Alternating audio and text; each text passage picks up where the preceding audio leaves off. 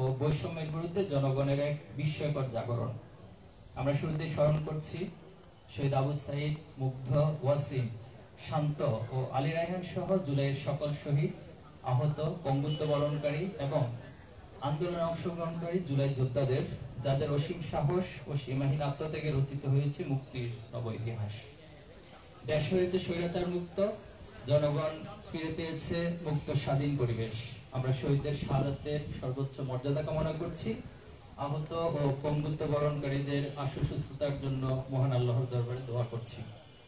এই উপস্থিতি, আধিপত্যবাদী ভারতের প্রেসক্রিপশনে 2009 সালে পাতাম নির্বাচনের মাধ্যমে ক্ষমতায় এসে ফ্যাসিস্ট আওয়ামী লীগ গণহত্যা, লুটপাট, দুর্নীতি, নারী নির্যাতন, অর্থ পাচার, সামাজিক বিভাজন সৃষ্টি ও নাগরিকদের মৌলিক অধিকার হরণের মাধ্যমে একদলীয় শাসন কায়েম করে দেশকে অকার্যকর রাষ্ট্রে পরিণত করেছিল। ক্ষমতা দীর্ঘস্থায়ী করতে মেধা ও যোগ্যতার পরিবর্তে দলীয় আনুগত্যকে প্রাধান্য দিয়ে সাংবিধানিক প্রতিষ্ঠান, বিচার ব্যবস্থা, গণমাধ্যম ও প্রশাসনকে দলীয়করণ করে দেশে চূড়ান্তভাবে ফ্যাসিবাদ প্রতিষ্ঠা করেছিল। মেধাবীদের উপেক্ষা করে দলীয় লোকবল নিয়োগের একটি কৌশলগত মাধ্যম ছিল বিতর্কিত কোটা ব্যবস্থা। শিক্ষার্থীদের দাবি ছিল সরকারি চাকরিতে কোটা পদ্ধতি সংশোধন করে মেধা ও যোগ্যতার ভিত্তিতে নিয়োগ প্রদান করা। এই দাবিতে 2018 সালে শিক্ষার্থীদের তীব্র আন্দোলনের মুখে সরকার অযৌক্তিক কোটা প্রথা বাতিল করতে বাধ্য হয়েছিল। কিন্তু 2024-এর দামি নির্বাচনের মাধ্যমে ক্ষমতা দখলের করে সেই কোটা ব্যবস্থা পুনর্বহালের জন্য নানা ধরনের টালবাহানা ও কূটকৌশলের আশ্রয় নেয় খুনি শেখ হাসিনার সরকার। এই প্রতিবাদেই শুরু হয় আন্দোলন, যার সাথে যুক্ত হয় বিগত 15 বছর ধরে নির্যাতনের শিকার প্রতিটি মানুষের প্রতিবাদী কণ্ঠস্বর। ফলশ্রুতিতে কোটা সংস্কার আন্দোলন গণ অভ্যুত্থানের রূপ নেয়, যা ছিল সময়ের অনিবার্য দাবি এবং বাস্তবতা। আপনারা অবগত আছেন, আন্দোলন প্রশমিত করতে তৎকালীন হাসিনা সরকার বেছে নিয়েছিল পেশি শক্তির মাধ্যমে দমন পীড়নের পথ।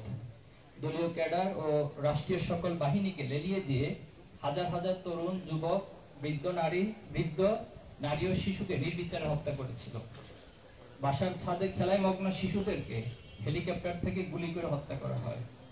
দেশের রাজপথ, জনপথ ও ক্যাম্পাস রঞ্জিত হয় ছাত্র জনতার রক্তে।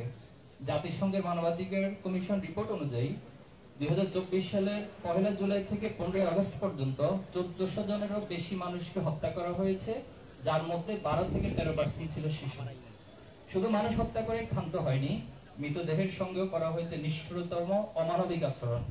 হত্যা করার পর লাশ গুম, মৃতদেহ পুড়িয়ে ফেলা, লাশ ছুঁড়ে ফেলে দেওয়া, লাশের উপর দিয়ে রায়ট কার ও গাড়ি চালিয়ে দেওয়ার মতো বর্বরোচিত আচরণ বিশ্ববাসীকে স্তম্ভিত করেছিল। আহত ব্যক্তিদেরকে হাসপাতাল নিতে বাধা প্রদানের পাশাপাশি দলীয় ক্যাডারদের মাধ্যমে হাসপাতালগুলোকেও হামলার লক্ষ্যবস্তুতে পরিণত করেছিল। সারা দেশে 200 অষ্টাধিক লাশ ও হাজারো মানুষের রক্তের পরও ফ্যাসিস্ট সরকার ভেবেছিল আন্দোলন প্রত্যাহার করে স্বৈরাচারের বশ্যতা মেনে নিয়ে সবাই ঘরে ফিরে যাবে।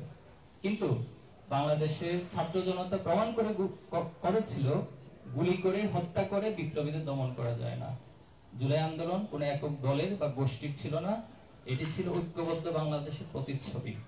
ধর্ম, বর্ণ, পেশা নির্বিশেষে প্রতিটি মানুষের এক কণ্ঠে আওয়াজ উঠেছিল দফা এক, দাবি এক, খুনি হাসিনার পদত্যাগ। সম্মানিত সাংবাদিক বৃন্দ, জুলাই অভ্যুত্থানের আন্দোলনের স্পিরিট ছিল জালেমের বিরুদ্ধে মাজলুমের ঐক্যবদ্ধ প্রতিরোধ।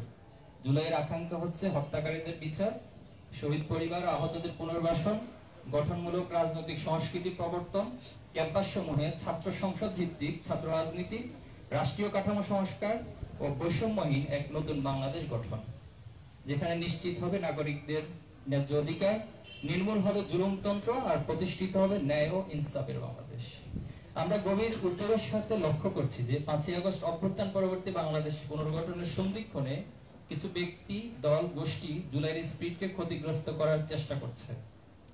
যেখানে ছোটখাটো বিভেদকে পাশ কাটিয়ে জাতীয় ঐক্য অটুট রাখাই হচ্ছে প্রধান দায়িত্ব, সেখানে বিতর্কিত কর্মকাণ্ড, অপপ্রচার, দায় চাপানো, অহেতুক ও এখতিয়ার বহির্ভূত বক্তব্যের মাধ্যমে বিভাজন তৈরি করছে। সম্মানিত উপস্থিতি, জুলাই অভ্যুত্থানের আকাঙ্ক্ষা ছিল বিদ্যমান রাজনৈতিক সংস্কৃতি পরিবর্তনের পাশাপাশি সরকারের বিভিন্ন গুরুত্বপূর্ণ প্রতিষ্ঠানের সংস্কার। কিন্তু দেশের গুরুত্বপূর্ণ সেক্টরগুলোতে এখনো গণহত্যার সহযোগীরা স্বপদে বহাল রয়েছে। সচিবালয় সহ রাষ্ট্রের গুরুত্বপূর্ণ দপ্তরগুলোতেও গণহত্যাকারী খুনি হাসিনা দোসরদের উস্কানিতে অনাকাঙ্ক্ষিত বিভিন্ন আন্দোলন তৈরি করা হচ্ছে। বিচার কাজে দীর্ঘসূত্রিতা, মামলা বাণিজ্যের মাধ্যমে আসামিদের জামিনে মুক্তি দেওয়া এবং কোন কোন ক্ষেত্রে আওয়ামী খুনিদের পুনর্বাসনের প্রক্রিয়াও চলছে। শুধু তাই নয়, আপাত দৃষ্টিতে অনেকের মনে এই প্রশ্ন জাগছে, বাংলাদেশ কি আবার উদ্দেশ্যহীন কোন গন্তব্যের দিকে ধাবিত হচ্ছে? চাঁদাবাজি, দখলদারি, ছিনতাই, ধর্ষণ, অন্তঃকন্দল, হত্যা, শিক্ষার্থী নির্যাতন, শিক্ষা প্রতিষ্ঠানে অস্থিতিশীল পরিবেশ তৈরি ইত্যাদি পুরনো কায়দা আবারও শুরু হয়েছে ফ্যাসিবাদী কার্যক্রম। অন্যদিকে গণঅভ্যুত্থানের মাধ্যমে গঠিত সরকার এসব অপকর্ম থামাতে অনেকাংশেই উদাসীনতার পরিচয় দিচ্ছে। জুলাই সহ বিগত 16 বছরে আওয়ামী সন্ত্রাসের শিকার শহীদ পরিবার, আহত ও পঙ্গুত্ব বরণকারীদের বিষয়ে আশানুরূপ রাষ্ট্রীয় উদ্যোগ চোখে পড়ছে না। বিগত আওয়ামী রেজিমের সময় ছাত্র শিবিরে গুম হওয়া 7 জন ভাইকে ফিরে পেতে রাষ্ট্রপক্ষ থেকে কোনো সহযোগিতা পাওয়া যাচ্ছে না। সম্মানিত সাংবাদিক বৃন্দ, জুলাইয়ের 1 বছর পূর্ণ হতে যাচ্ছে, অথচ জুলাই সনদ ঘোষণা করতে পারেনি সরকার। এটাকে আমরা সরকারের ব্যর্থতার অংশ মনে করছি। আমরা মনে করি সকল অপতৎপরতার ঊর্ধ্বে জুলাই অভ্যুত্থানকে বিজয় ও বিপ্লবে রূপান্তর করতে প্রয়োজন জুলাই ঘোষণাপত্র, যেখানে জুলাই আন্দোলনের শহীদ, আহত, পঙ্গুত্ব বরণকারী ও অংশগ্রহণকারী সকল পক্ষের স্বীকৃতি প্রদান করতে হবে। ফ্যাসিবাদী আমলে সংগঠিত পল্টন ট্রাজেডি, পিলখানা হত্যাকাণ্ড, শাপলা গণহত্যা, গুম, অবৈধ নির্বাচন সহ সকল অপরাধমূলক কর্মকাণ্ড তুলে ধরতে হবে। দেশের সঠিক ইতিহাস ও সংস্কৃতিকে ধারণ করে নতুন বাংলাদেশ গড়ার অঙ্গীকার ব্যক্ত করতে হবে। সম্মানিত সাংবাদিকবৃন্দ, শহীদদের নিয়ে যখন বিভিন্ন মহল দলীয় ক্যাডেটের রাজনীতি করার চেষ্টা করছে, ঠিক তখনই জুলাই স্পিরিটকে ধরে রাখতে ছাত্র শিবির সর্বাত্মক প্রচেষ্টা চালিয়ে যাচ্ছে। 5 আগস্ট পরবর্তী সময় থেকে আজ অবধি ছাত্র শিবির ধারাবাহিকভাবে জুলাই অভ্যুত্থানকে কেন্দ্র করে নানাবিধ অর্থবহ কর্মসূচি পালন করে আসছে।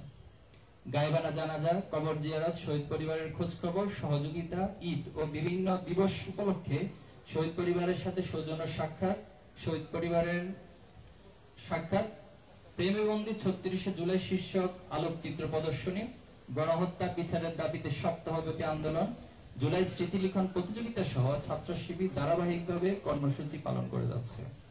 এই অংশ হিসেবে জুলাইয়ের স্মৃতিকে ধারণ, গণহত্যার বিচার নিশ্চিতকরণ, জাতীয় ঐক্য সুসংহত করতে সততা ও দক্ষতায় প্রজন্ম গড়ার প্রতিজ্ঞা নিয়ে জুলাই জাগরণ নব উদ্যমে বিনির্মাণ, আমি আবার বলছি, জুলাই জাগরণ নব উদ্যমে বিনির্মাণ, এই প্রতিপাদ্যকে সামনে রেখে জুলাই অভ্যুত্থানের বর্ষপূর্তি উপলক্ষে 36 দিন ব্যাপী কর্মসূচি ঘোষণা করছি। 1. সেমিনার, সিম্পোজিয়াম, রিসার্চ কনফারেন্স, আলোচনা সভা ও দোয়া অনুষ্ঠানের আয়োজন। 2. শহীদের কবর জিয়ারত, শহীদ পরিবার, আহতদের সাথে সাক্ষাৎ ও মতবিনিময়। 3. শাখা ভিত্তিক জুলাই গণহত্যার বিচারের দাবিতে জুলাই দ্রোহ শিরোনামে বিক্ষোভ মিছিল আয়োজন। 4. সারা দেশের শিক্ষা প্রতিষ্ঠান ও গুরুত্বপূর্ণ পাবলিক প্লেসে জুলাই জাগরণ নব উদ্যম বিনির্মাণ শীর্ষক আলোকচিত্র ও ডকুমেন্টারি প্রদর্শনী এবং কালচারাল ফেস্ট আয়োজন। 5. জুলাই গ্রাফিতি অঙ্কন। 6. জুলাইয়ের স্মৃতি বলা, স্মৃতি লিখন, বক্তব্য, রচনা, বিতর্ক, ক্রীড়া প্রতিযোগিতা প্রভৃতি আয়োজন। 7. শহীদদের নামে লাইব্রেরি ও পাঠাগার প্রতিষ্ঠা। 8. শহীদ পরিবার, আহত ও আন্দোলনে অংশগ্রহণকারী গাজীদের নিয়ে ত্যাগীদের চোখে আগামীর বাংলাদেশ শীর্ষক সাক্ষাৎকার গ্রহণ ও পডকাস্টের আয়োজন। 9. জুলাইয়ের উপর সাহিত্য সাময়িক ও বিশেষ সংখ্যা প্রকাশ। 10. জুলাই স্মৃতি লিখন প্রতিযোগিতার পুরস্কার প্রদান ও জুলাই প্রকাশনার মোড়ক উন্মোচন ও প্রদর্শনী। 11. থিঙ্ক ব্যাক টু 36 জুলাই শিরোনামে 36 দিনব্যাপী অনলাইন ক্যাম্পেইন। সম্মানিত সাংবাদিকবৃন্দ, জুলাই অভ্যুত্থানের মধ্য দিয়ে ছাত্র সমাজ কেবল স্বৈরাচারের অবসান ঘটায়নি, তারা জাতির সামনে একটি নতুন বাংলাদেশ বিনির্মাণের স্বপ্ন তুলে ধরছে।